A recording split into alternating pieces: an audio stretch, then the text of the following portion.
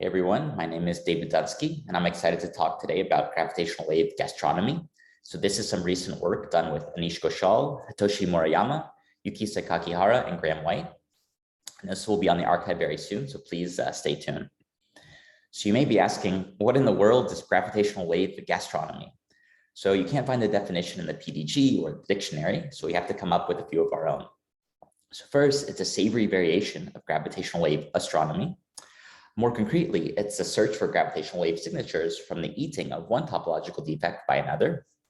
And this is observed to occur in hybrid topological defects, for instance, domain walls bounded by strings or strings bounded by monopoles. And what's really cool is that it's seasoned with equal parts of gravitational wave physics, early universe cosmology, and grand unification.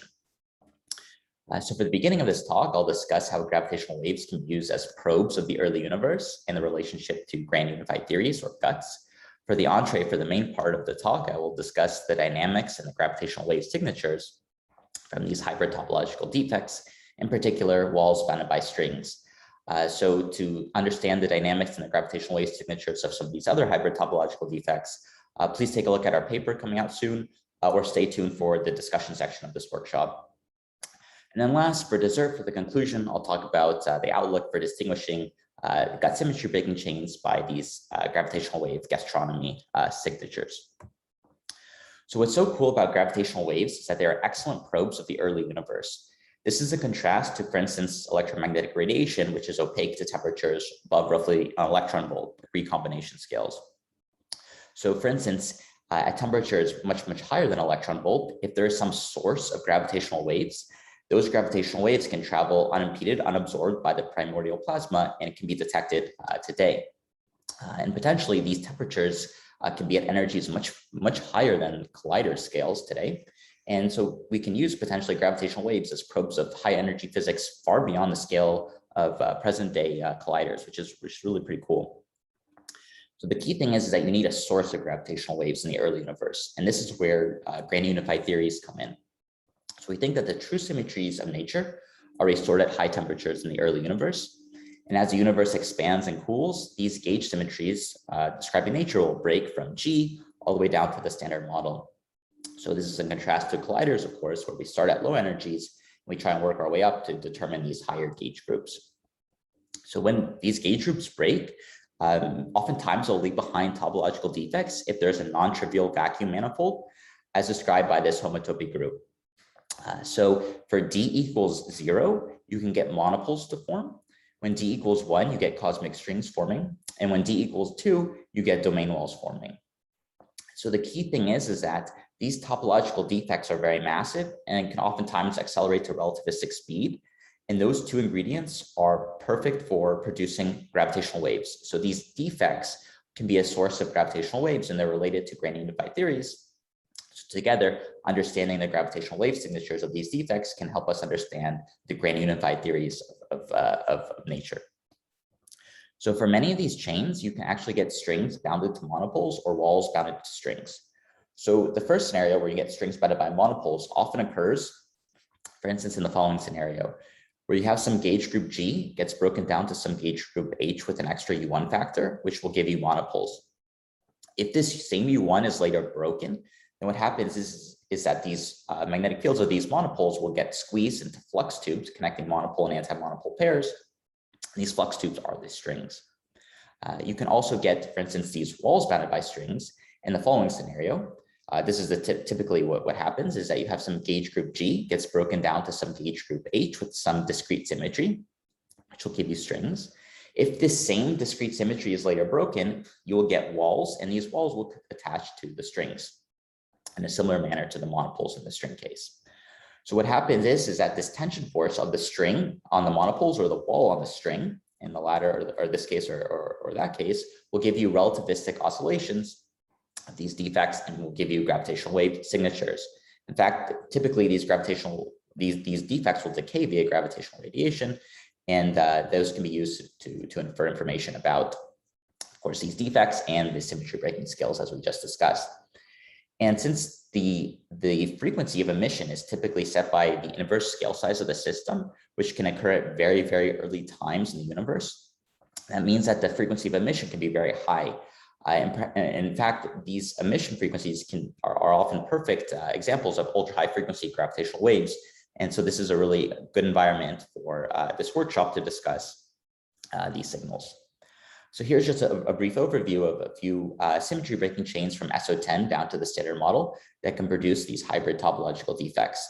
So the blue glow signals or paths are showing those that can produce strings attached to walls. And the red glowing ones are those that can produce monopoles attached to strings. So for instance, you can get standard model across U1b minus L gets broken to the standard model across Z2. Will give you strings where that Z2 is associated with the center of the U1b minus L.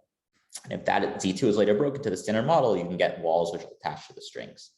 Similarly, you can get monopoles for SO10, excuse me, for 421, which is just Patty Salam, SU2 left, U1b minus L.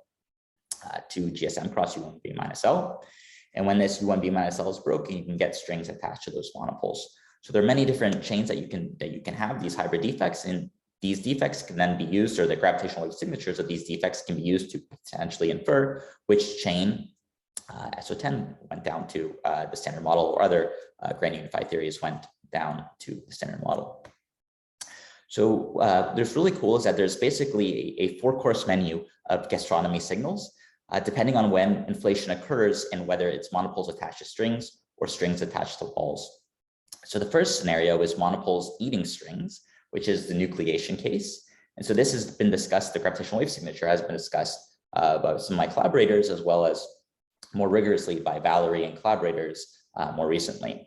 So the idea is that you can get monopole formation, and then inflation occurs after formation of these monopoles, which will dilute them. Then strings form.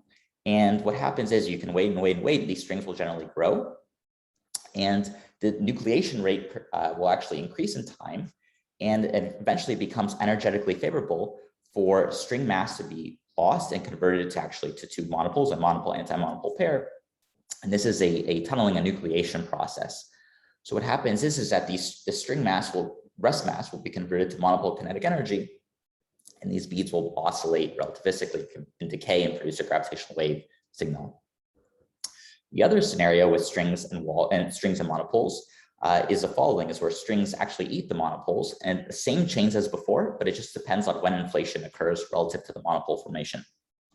So in this scenario, you have inflation first, and then monopole formation, and then you have string formation later. And again, this is the monopoles magnetic field will be squeezed into these flux tubes. And so you'll get these monopole anti-monopole pairs connected by strings. And these guys will annihilate and decay via friction and gravitational radiation. And so they'll decay very quickly and will give actually a little gravitational wave burst that can give a interesting signal. And so since this decay occurs at the string formation scale, which can be very, very high temperatures, very, very small distances, the frequency of emission for this signal can actually be quite large, and so very, very ultra high frequency. The other scenario where you have strings and walls, you can have strings eating walls, which is a nucleation case analogous to monopoles nucleating on strings. And it occurs when you have string formation, then inflation, then walls formation where there's no strings nearby because they've been inflated away. And again, it becomes eventually energetically favorable for walls to lose rest mass and to actually form or just nucleate a string boundary. And what happens is that it's energetically favorable for these strings to continue expanding and eat the wall. And so this whole wall network will decay roughly when this nucleation time occurs. So these three signals are discussed much more in our paper, and if you'd like, we can talk about them more in the discussion section. But for just time purposes, I will only talk. I'll talk mostly about walls eating strings, the last scenario, in this talk. And so again, this occurs for the same symmetry breaking chains as strings eating walls. It's just when inflation occurs relative to string formation. So here you have inflation occur first and then string formation. Walls form later, and when that Z2 is broken, associated with those strings, and they'll become attached to these strings. What happens is this wall rest mass energy will convert to string kinetic energy. And these wall bounded strings will oscillate and decay via gravitational radiation. So this actually depends on the dynamics of this wall bounded string system, depend crucially on the size of the string boundary. So you can see, for instance, that the force on the string coming from the tension, the string tension mu, roughly the mass per unit length of the string, is given by mu. The force from the domain wall is this domain wall tension sigma times the curvature radius of this string bounded wall. So you can see that when the two forces are equal, occurs at roughly this critical radius RC, which is the ratio of the two tensions, the string tension to the wall tension. So for strings, for wall-bounded strings, we expect that when the size of the system is less than RC, the strings dominate the dynamics. And when it's greater than RC, the walls dominate the dynamics.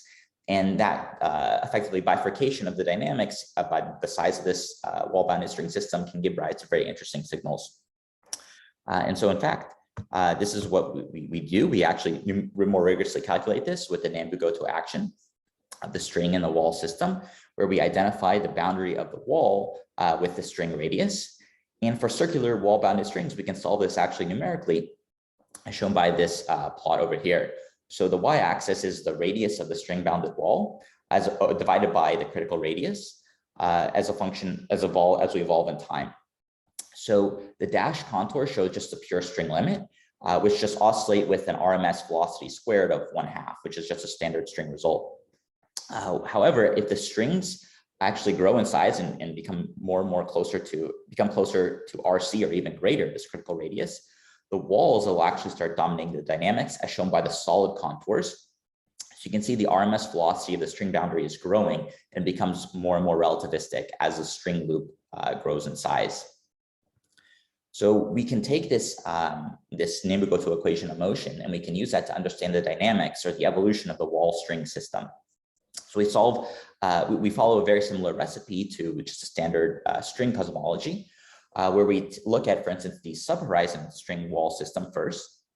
We solve a velocity averaged Nambu-Goto equations that we just showed with so-called one-scale model, where you assume that the typical curvature of your wall-bounded string system and the separation of your wall-bounded string system is the same. So that just tells you the energy density of the infinite string wall network. So we can solve this equation, the velocity average Nambu-Goto equations of motion, with this one-scale ansatz. And what happens is that once this wall tension actually begins affecting the evolution of this one-scale model, your ansatz breaks down. You don't have one scale anymore. You have the domain wall scale. It's important now. And these infinite strings of curvature radius r will suddenly behave like wall-bounded strings of radius r. And we can piecewise connect that roughly to the unaveraged Nambu-Goto equations of motion with the plot that I just showed, and we can connect them and see what the dynamics of the system after. So after attaching to these strings, so the network will evolve, or after walls, attached to strings, the network will evolve like the usual string network if the curvature radius of the infinite wall string system is less than RC. After the radius grows above RC, the domain wall tension will begin dominating and the collapse will actually occur. So there are two scenarios, depending on whether the formation of the domain walls is before or after this critical radius. So if it's before, the string network will just evolve like a normal string network, and the wall tension begins dominating, as you can see over here, as the velocity begins to increase. And then when this occurs, we actually piecewise connect to the unaveraged Nambu-Goto equations. We see that the wall string system will actually collapse into the horizon and will oscillate at constant amplitude. I show here constant size. When the domain wall formation time is greater than this critical radius, the walls will actually begin dominating immediately, and the string velocity increases abruptly. And then again, they collapse into the horizon. They will oscillate and emit gravitational waves. So we can look at the actual power emitted by these oscillating domain wall bounded string loops in the horizon and use that to calculate the gravitational wave spectrum.